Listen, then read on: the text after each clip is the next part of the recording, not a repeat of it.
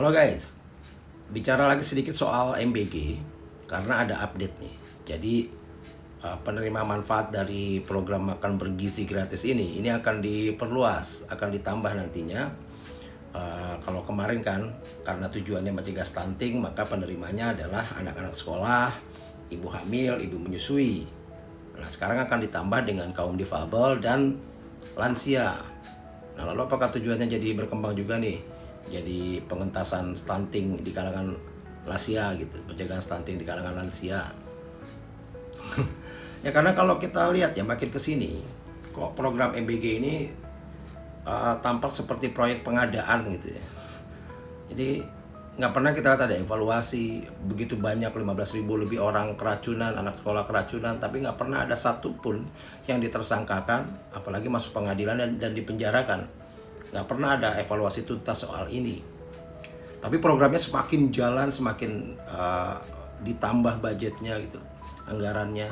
Tahun depan 2026 anggarannya 335 triliun dan 223 triliunnya diambil dari alokasi dana pendidikan. Bayangkan. Sementara kalau kita mau memperbaiki nasib rakyat kita, mau membuat masyarakat kita mandiri, kuncinya adalah di pendidikan. Tapi ini kan yang terjadi sebaliknya, justru dana buat pendidikan jauh berkurang.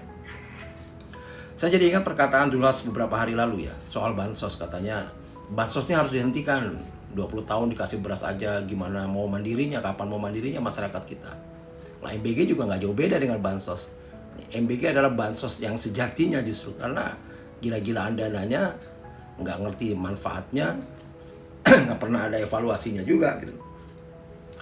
Karena aneh juga ketika Julas ngomong gini ya, kemarin waktu Pilpres dia yang mimpin tuh bagi-bagi bansos gitu kan, joget-joget, terima kasih ke siapa? Jokowi, padahal bansos dari uang negara juga gitu. Aneh ketika tiba-tiba dia ngomong kayak gini, ada apa nih gitu kan. Nah, bicara soal kemandirian, seperti yang saya bilang sebelumnya bahwa untuk membangun kemandirian masyarakat adalah dengan meningkatkan taraf pendidikan.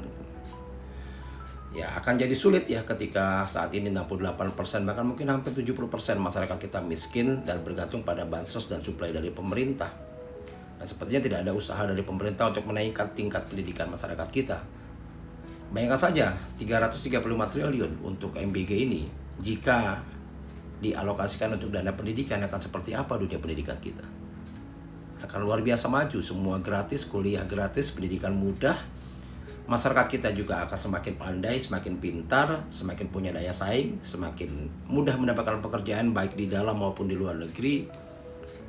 Dan otomatis kita akan semakin mandiri. Tapi kan ini tidak dilakukan oleh pemerintah. Seolah kemiskinan rakyatnya ini adalah aset bagi penguasa. Salam.